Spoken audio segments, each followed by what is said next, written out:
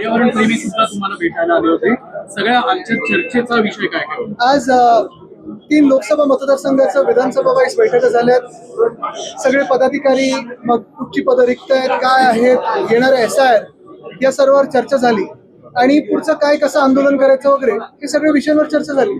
आता जास्ती माहिती देत नाही, नाहीतर बैठक बाहेरच घ्यायला लागली असती. तुमचे काही खासदार स्वतंत्र गट तयार करण्याच्या तयारीत दिल्लीत संजय राऊत देखील अचानक गेलेला आहे आणि तुमचेच एक खासदार आज प्रतापराव जाधव यांची देखील त्यांनी भेट घेतलेली आहे. मला वाटतं आपण अफवांवर विश्वास ठेवू नका. उद्धव साहेब आणि मी आम्ही एक पथ्य पाळलेलं आहे की जे आमच्या सोबत असतात त्यांच्यावर आम्ही अंधविश्वास ठेवतो. काही काही लोक अंधभक्त असतात, आम्ही अंधविश्वास ठेवणारे लोक आहोत.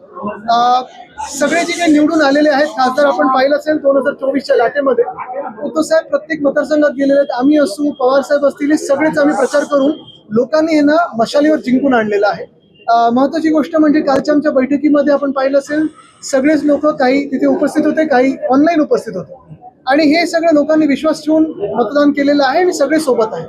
फक्त आदेश पाळला तो म्हणजे ऑनलाईन कुठून आलं याचा अर्थ त्याची चलबिचल चालू अरे दिसते. पण ऑनलाईन येणं चुकीचं काय? याचा कोणाचा त्रास असेल ना? उमराजेंशी काल आमचं बोलणं झालं होतं. उमराजे हो, ते निंबाळकरांशी होतं ते ना पुण्यात online. होते. त्यांचं म्हणणं असं होतं की मुलाला ऍडमिट केलं हो, खासगी हॉस्पिटल. म्हणून मी गेलो नाही, पण मी नाराज नाहीये. पण बाकीचे खासदार काल रात्री आमची जी जिल्हा प्रमुखांची झूम कॉल झाला त्याच्यात सगळे होते.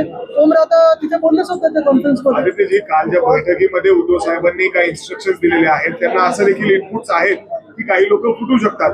आमदार जेव्हा फुटलेले 40 तेव्हा सुद्धा इनपुट होते, मात्र तरी देखील उद्धव साहेबांनी तेव्हा कुठेही प्रेशर टॅक्टिक्स केले नाही, कुठेही कोणाच्या फायली शोधल्या नाही करप्शनच्या.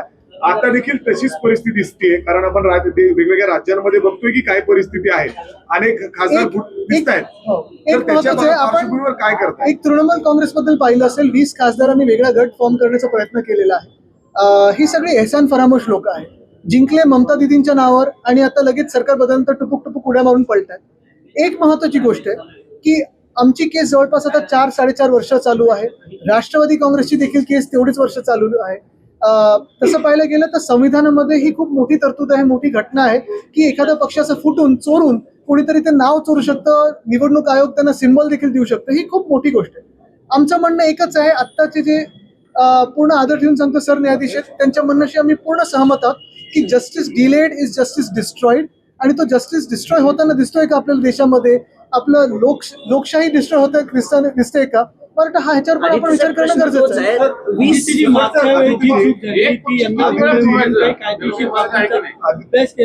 मला वाटतं मागच्या वेळी जी चूक झाली आपण पाहत असाल, रिव्हरफ्रंट डेव्हलपमेंटचा प्रोजेक्ट जो होता तो आपण विश्वास ठेवून लोकांनी पुढे जाऊ दिला. आता ती चूक दिसते. तर आता रिव्हरफ्रंट डेव्हलपमेंटवर आता आमची चर्चा झाली.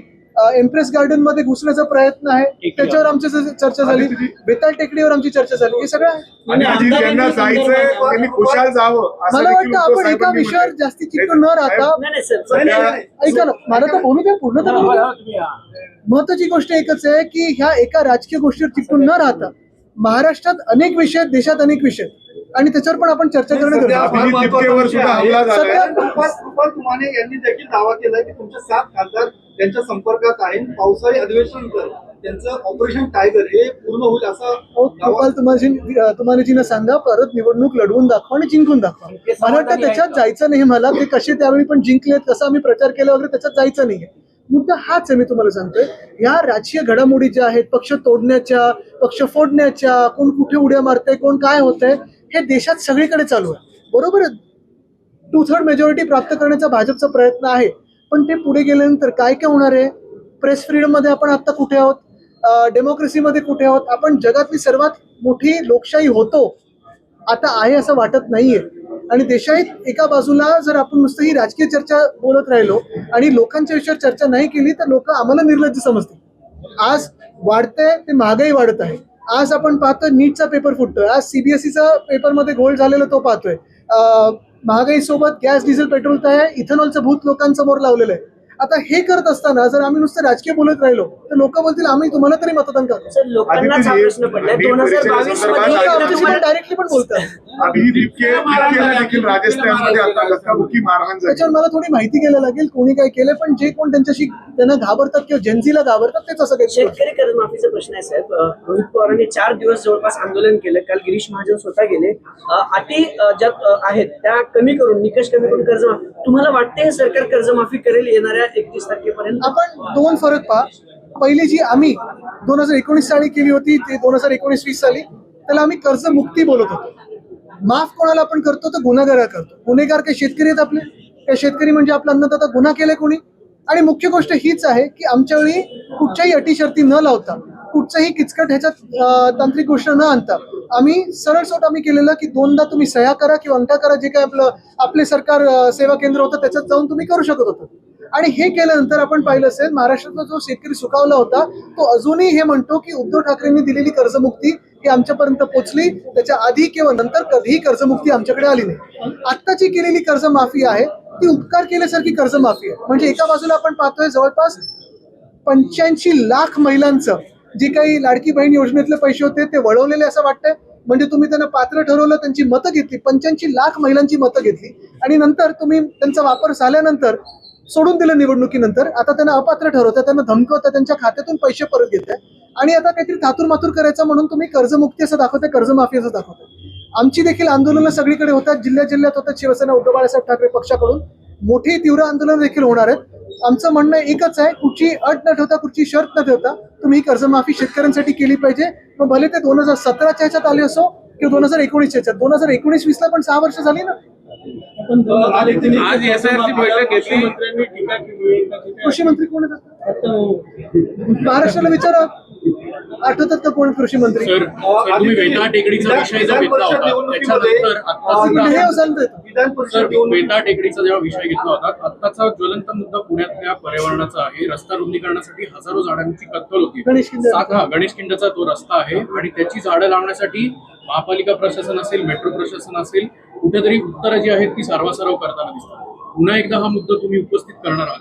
निश्चितपणे करणार आहोत. आम्ही हा प्रश्न विधानभवनात देखील घेणार आहोत, खूप अग्रेसिव्हली घेणार आहोत. पुण्यातला वेटाळ टेकडीचा विषय आहे, तो HCMTRचा विषय आहे, मग परत गणेश खिंडीचा विषय आहे, ते आता बॉटॅनिकल पार्क जे आहे त्याचा आहे, एम्प्रेस गार्डनचा आहे, रिव्हरफ्रंट डेव्हलपमेंटचा आहे. मुख्य गोष्ट ही आहे, परत तुम्हाला सांगतो, मी पर्यावरण मंत्री असताना इथे येऊन पाहणी केली होती. सलीम अली बर्ड पार्क, तिथे आता राडारोडा पडलेला आहे, तो आपण पूर्ण राडारोडा काढून रिवाईव्ह केलं होतं. रिव्हरफ्रंट डेव्हलपमेंट तो विषय थांबवून खऱ्या काय ब्लू लाईन रेड लाईन आहेत ते आपण रिवाईव्ह करत होतो. तो अभ्यास करून मग आपण रिव्हरफ्रंट डेव्हलपमेंट खरं जे आहे सस्टेनेबल डेव्हलपमेंट, शाश्वत विकास तो आणणार होतो. तसंच वेताळ टेकडीला मी पूर्णपणे स्थगित केलं होतं आणि सरकार असो किंवा नसो त्या विषयाला आम्ही चिकाटीने घेऊन, जिद्दीने घेऊन लढत आहोत. आता पुढे हे जे काही विषय गणेश खिंडीचा असेल किंवा आतापर्यंत गेल्या 4 वर्षामध्ये किंवा गेल्या 10 वर्षामध्ये जेवढे काही मोठे प्रकल्प आलेले आहेत ह्याचं एफॉरेस्टेशन कुठे झालंय का, ट्रान्सप्लांट झालं असेल तर ती स्कॅम झालाय की खरोखर ट्रान्सप्लांटेशन झालंय हे पण माहिती घेणं गरजेचं आहे. साहेब पुण्यावर पाणी कपातीचं संकट आहे. पुण्यावर आजपासून 1 दिवसाआड पाणी. जलसंपदा मंत्री सांगतात की 21 ऑगस्ट पर्यंत पुरेल इतकं राज्यात पाणी आहे, धरण साठा आहे. मग घोडं कुठं अडते आता दोन्ही गोष्टी बघा तुम्ही. एका बाजूला सरकार आपल्याला सांगतं विजेचं पण सरप्लस आहे, नेट सरप्लस आहे, पण लोड शेडिंग तर चालू आहे, ट्रिपिंग चालू आहे. दुसऱ्या बाजूला आता हे जे काही सांगतात की ऑगस्ट पर्यंत पाणी पुरेल असं एवढं पाणी आहे, पण आता पुण्यात 1 दिवस आड म्हणजे कदाचित इथेनॉलला जास्ती पाणी देतील अशी भीती वाटायला लागली, कारण इथेनॉल 100% फाईल साईन झाली. पण मुख्य गोष्ट ही आहे की कदाचित सरकार आज रात्री येऊन 8 वाजता तुम्हाला आश्वासित करेल की पुरेसं पाणी आणि पुरेसं वीज हे तुम्हाला 2047च्या साली 100% मिळेल. पण एकच सॉरी, मी तुम्हाला परत एकदा एका महत्वाच्या विषयावर आणतो, मग विधान परिषद येतो. तुम्ही पाहिलं असेल विधान परिषदेत घाणेरडं राजकारण झालं, जिल्हा परिषदेत असेल किंवा आता जे काही चालू आहे, परत पक्ष फोडण्याचं राजकारण असेल, खासदार आमदार फोडण्याचं असेल, नगरसेवक असेल, हे सगळं एका बाजूला भाजप जेव्हा ह्याच्यात व्यस्त आहे, सगळे सत्ताधारी पक्ष व्यस्त आहेत. पाण्याचा विषय असेल, जो पुण्यासारख्या शहरामध्ये जर 1 दिवस आड पाणी यायला लागलं तर कोण इथे उद्योगधंदे करायला येणार, कोण इथे गुंतवणूक करायला येणार, कुठचा IT पार्क येणार आहे, हा जरा विचार करावा. याच विधान तुम्ही जसं आता भाजप हे सगळं राजकारण करत आहे, मात्र तुमच्याच महाविकास आघाडीतले घटक पक्ष शरद पवार गटाच्या उमेदवारांनी इथे माघार घेतली. त्यावरून तुमचे शहर प्रमुख म्हणले की आमच्या पाठीत खंजीर खुपसला आणि आता महाविकास आघाडीतून बाहेर पडण्याची वेळ आलेली आहे. तशी बघा मागणी तुम्हाला देखील सांगतो त्यांनी असं अनेक ठिकाणी आमच्याकडे जसं कोकणात देखील एकाला आम्ही हकालपट्टी केली. आम्हाला दिसलं सरळ सरळ त्यांनी पैसे घेतले असतील किंवा नसतील, पण त्यांनी माघार घेतली. जे लढायलाच तयार नाही आहेत ते सोबत राहून काय करायचं, म्हणून त्यांची हकालपट्टी आम्ही केली. पण महत्वाची गोष्ट पुन्हा एकदा सांगतो तुम्हाला, आम्ही पूर्ण प्रयत्न करत आहोत लोकांचे विषय घेऊन. सगळी आंदोलनं असतील, ज्युडिशियल ऍक्टिव्हिझम असेल, मग इव्हन अधिवेशनात आता भांडण्याचं असेल, सगळी आंदोलन वगैरे करतो.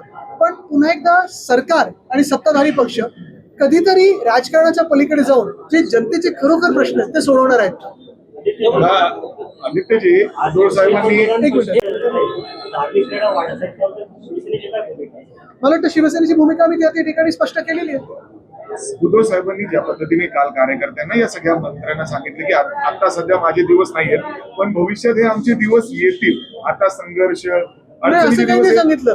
कालच्या कारण VC ज्या मध्ये पद्धतीने नाही देशात- काय कालच्या VC मध्ये आपण पाहताय एवढंच सांगितलं. आणि काल सगळे जिल्हा प्रमुख, विधानसभा संपर्क प्रमुख, आमदार, खासदार सगळे होते त्याच्यात, नेते उपनेते वगैरे. एकच गोष्ट महत्वाची आहे, लोकांमध्ये रोष वाढत चालतो. महागाईचा विषय असेल किंवा पेपरफुटीचा विषय असेल किंवा हॉस्पिटलमध्ये आपण पाहतोय औषध उपलब्ध नाही आहेत, अनेक गोष्टींमध्ये रोष आक्रोश वाढत चालले. शेतकरी त्रस्त आहेत, महिला हैराण आहेत, सगळं हे काय. पण हे होत असताना विरोधी पक्ष म्हणून आम्ही आमची पूर्णपणे बाजू जी आहे, निवडणुका असो किंवा नसो, आम्ही ती मांडत राहणार, लढत राहणार आणि लोकांच्या विषयासाठी रस्त्यावर उतरत राहणार. हेच एवढं आम्ही सांगितलेलं आहे. एकच महत्वाचं आहे. दुसऱ्या बाजूला आपण पाहतोय परवाकडे कॉक्रोच जनता पार्टीचं पुण्यात देखील आंदोलन झालं, मोठा प्रतिसाद मिळाला. का तर लोकांमध्ये तो रोष आहे, पर्याय शोधतात लोक, आणि तो पर्याय उभा करण्यासाठी आम्ही सगळेच प्रयत्नशील राहू. 2022 याच वेळी प्रतिसाद भेटतो तसा महाराष्ट्रातल्या विरोधी पक्षांना कुठल्याही आंदोलनात भेटत नाही. म्हणजे रोहित पवार एकटे आंदोलनाला बसले, त्याच्यानंतर सगळे पाठिंबा देतात. जर एकत्रच रस्त्यावर उतरले असते तर त्याचा आता हे थोडं planning- हे काय- काय विधान परिषदेवेळेस सुद्धा तुम्ही म्हणला जे लढणार नाही त्यांना ठेवून काय फायदा. मात्र विरोधी युतीसोबतचे पक्ष आहेत, राष्ट्रवादी, काँग्रेस, इतर वेळी मॅनेज होत असले. बघा याच्यातून तुम्हाला मी राजकीय वक्तव्य करणार नाही, पण एकच सांगतो, अर्थात कोऑर्डिनेशन हे वाढत राहील आणि कोऑर्डिनेशन आम्ही करणार. सर, ही चेंज जर बघितली ना, 2022 मध्ये आपण सगळं बघितलं होतं. 2022 मध्ये आपल्यासोबत जे झालं, आता ते पुन्हा ऑपरेशन टायगरची चर्चा. अरे सर, ऐका ना, आता हे operation tiger, operation lotus, operation leopard, नाही, ऑपरेशन प्रश्न- मंकी, हा. जे काय करायचं ना, ह्याच्यात मला जायचं नाहीये. अफवांवर मी विश्वास ठेवत नाही. प्रश्न थोडा वेगळा होता साहेब. आता पण माझं उत्तर हेच राहणार. टीएमसीचे 20 खासदार, आता एक खासदार असणाऱ्या पार्टीत ते विलीन होत आहेत आणि मग त्यांचा पक्ष. हे सगळं जे राजकारण चालू आहे, हे सगळं लोकशाहीला घातक आहे असं तुम्हाला वाटतं का? लोकशाही राहिली कुठे? लोकशाही संपलेली आहे. आणि म्हणून मी मगाशी जे म्हणालो ना, आम्हाला जर वेळेत न्याय मिळाला असता तर हे झालं नसतं. पंतप्रधान नरेंद्र मोदी का कार्यकाल तो 12 साल शुरू से किस तरह से देखते हैं? यार थांब, मराठी होती. किस तरह से यानी अच्छे दिन आने वाले थे ऐसे कहा था, जीतने के पहले 2014 में अच्छे दिन आएंगे ऐसे कहा था, लाएंगे ऐसे नहीं कहा था. ये हमारी भूल थी कि हमने विश्वास रखा. अच्छे दिन आएंगे ऐसे ही आ नहीं सकते. तभी तो बात की थी भविष्य की थी. अभी बात हो रही है भूतकाल की हो रही है. 60 साल पहले, 70 साल पहले नेहरू जी ने ठीक किया था क्या? सावरकर जी ने ठीक किया था क्या? सरदार पटेल जी होते तो? ये सारी अगर मगर की बातें हो रही है. लेकिन अगर आप देखें तो आज जियो पॉलिटिकली दुनिया भर में जो हमारा एक आवाज था, वो आवाज बंद हो गया है.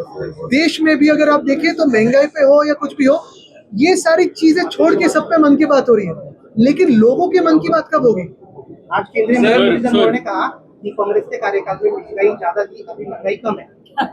वो शायद शीर्षासन कर रहे होंगे और तब उनको सब उल्टा दिखा होगा. सर, मुद्दा असा आहे, बाळासाहेबांच्या काळात कुठला आमदार खासदार कुठला तर शिवसेनेत त्याला रस्त्यावर ठोकून काढायचे. आता जाऊ दे ना, जर तर मध्ये आता बरेच लोकं सर, असं- मी- तुम्ही हाती घ्या, आम्ही सगळे तुमच्या सोबत येऊ. सरकार ने अभी तक कर्जमाफी नहीं दी. बहुत सारे निकष भी लगाए. सरकार ने बहुत सारी कर्जमाफी को निकष भी लगाया. ऊपर भी लगाया. ऐसे तो बहुत सारी चीजें की ना. अगर आपने देखा होगा, पहले तो मुझे लगता है किसी का स्टेटमेंट है, बीजेपी प्रेसिडेंट का तब स्टेटमेंट है कि परसों ही में पढ़ रहा था, आने के बाद इनकम टैक्स और बहुत सारे टैक्सेस 2014 के पहले कहते थे ये हम निकाल देंगे. अभी एक बात तो क्यों नहीं, इनकम लोगों का निकाल दिया, टैक्स तो बढ़ाते रहे. सर, फुटबॉलचा एक फुटबॉलचा प्रश्न. प्रश्न. एक मिनिट. हा तुमची Jersey thank you. FIFA world cup तुम्ही फॉलो करत असाल, मुंबईचे तुम्ही अध्यक्ष आहात. 140 कोटी जर जनता आहे आपल्या देशाची, असे अनेक देश आहेत फिफा मध्ये. 1 लाख 2 लाख अशी पॉप्युलेशन आहे. फुटबॉलच्या बाबतीत भारतात ची शोकांतिका वाटत नाही का? कारण की आपण अनेक वर्षांपासून नक्कीच आहे. आणि तुम्ही पाहिलं असेल, दुर्दैव हे आहे की आता जो ISL मध्ये पण जो घोळ होत आहे तो एवढा दुर्दैवी आहे. कारण ISL ही टुर्नामेंट जे कोणी आधी चालवत होते AIFF सोबत, खरं तर ते AIFF वर उपकार केल्यासारखंच होतं. आता AIFF ने त्याचा हस्तक्षेप केल्यानंतर ISL मध्ये जो गोंधळ झालाय तो लवकरात लवकर सुटो. व्हर्टिकल मोबिलिटी जी आहे, ISL असेल, मग प्रीमियर आपलं हे जो लीग आहे इंडियन लीग वगैरे, ह्याचे सगळं आय लीग, तो नीट व्हावा ही इच्छा आहेच. आणि आम्ही जे काही प्रयत्न करतो, दुसऱ्या बाजूनी सरकारकडून पण मोकळी मैदानं ही वाढावीत. मुंबईमध्ये तर आम्ही जे मध्ये आंदोलन केलं, 3 रिक्रिएशन ग्राउंड, त्याच्यात एक फुटबॉलचं अधिकृत ग्राउंड, ते बिल्डरच्या घशात घालत होते. त्याच्यात मी आंदोलन केलं, आम्ही सगळ्यांनी केलं, ते वाचवू शकलो. हे मातीची मैदानं वाचावीत, टर्फ वगैरे नंतर पहिली मोकळी मातीची मैदानं वाचावीत. उपस्थित थे सारे, आप अफवाह पे ना जाए, मीडिया पे भरोसा मत कीजिए.